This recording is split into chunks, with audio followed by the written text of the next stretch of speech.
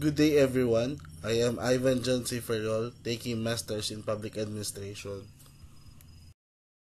My topic today is about communication in administration, challenges in communication in administration. We cannot achieve organization aims and objectives without effective communication.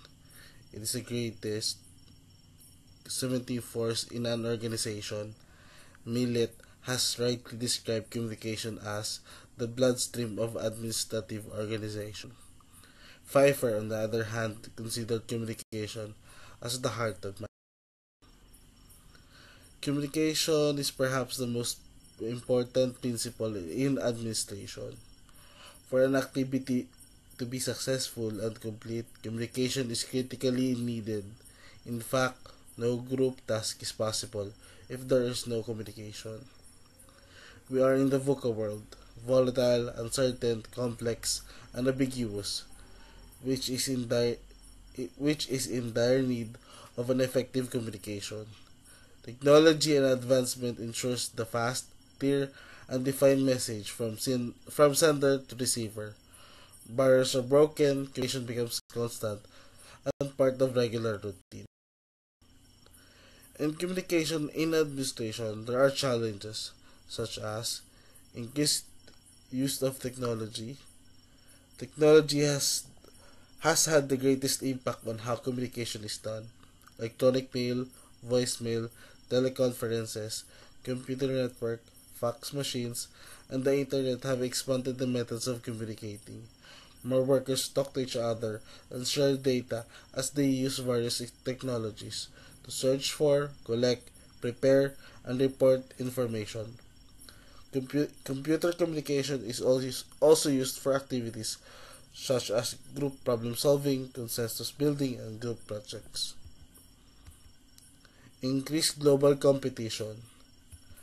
Technological advancement has changed the world in which organizations operate. We now live in a global administration. Organization or department ought to compete in the global arena in order to be successful. To compete effectively in the international community, communication should be couched in a good manner. Slang, jargon, and acronyms need to be eliminated. Organizations must become aware of different cultures and their unique communication processes. The structured management. Many organizations have restructured and invested in increased technology. Therefore, employees should be trained or retrained to be abreast of these new technologies. And this comes with a cost. Increased quality emphasis. Organization tends to produce high quality products which can be marketed outside its jurisdiction and internationally. Customer focus. As the technology progresses, data coming from customer based on their habits creates an analysis on their behavior, which is used to focus on what customer wants, which leads to increase in productivity of the organization.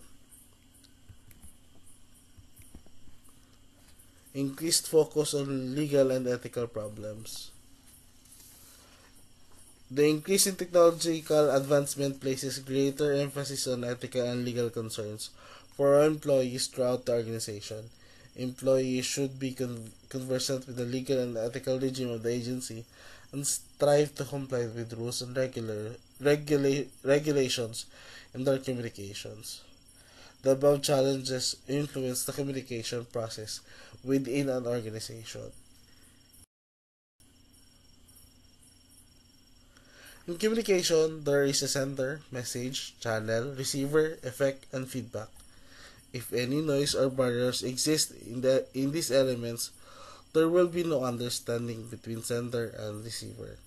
There will be no effect, nothing will be accomplished. George Bernard Shaw states that the greatest problem with the communication is the illusion that it has been accomplished. There are four types of barriers or noise. Eisenberg in 2010 identifies these as process barriers. Every step in the communication process is necessary for effective and good communication. Block step becomes barriers.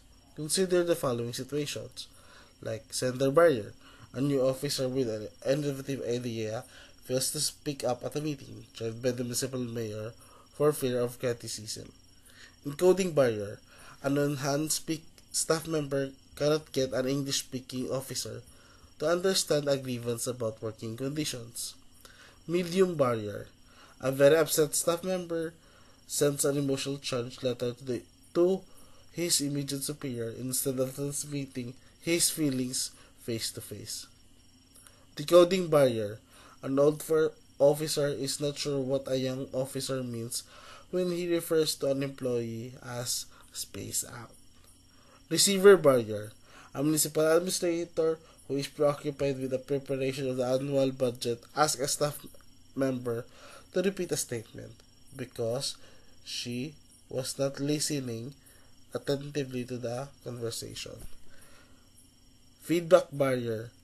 During a meeting, the failure of municipal administrator to ask questions causes the municipal mayor to wonder if any real understanding has taken place. Because communication is complex, give and take process breakdowns anywhere in the cycle can block transfer of understanding. Number 2, physical barriers. Any number of physical distractions can interfere with the effectiveness of communication, including a telephone call, drop-in visitors, distances between people, walls, static on the radio. People often take physical barriers for granted, but sometimes they can be removed. For example, an inconveniently positioned wall can be removed. Interruptions such as telephone calls and drop-in visitors can be removed by issuing instructions to a secretary. An appropriate choice of media can overcome distance between barriers between people. Number 3, semantic barriers. The words we choose, how we use them, and meaning we attach to them cause many communication barriers. The problem is semantic, or the meaning of the words we use. The same word may mean different things to different people. Words and phrases such as efficiency, increased productivity, management prerogatives, and just cause may mean one thing to a school, to an administrator, and something entirely different to an employee. Technology also plays a part in semantic barrier to communication. Lastly, psychosocial barriers. Uh, Three important concepts are associated with psychological and social barriers. Fields of experience, filtering, and psychological distance, as stated by Antos in 2011.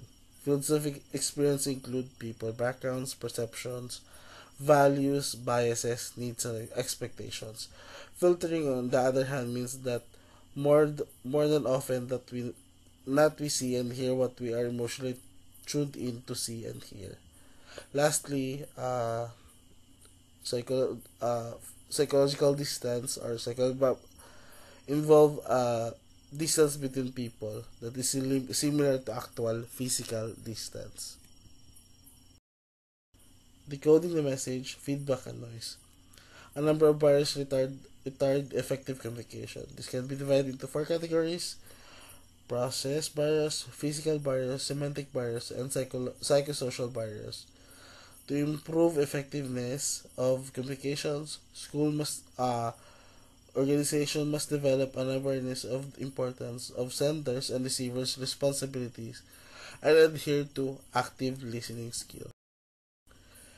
That would be the end of my presentation. Thank you for listening. If you have comments, questions, or suggestions, feel free to ask.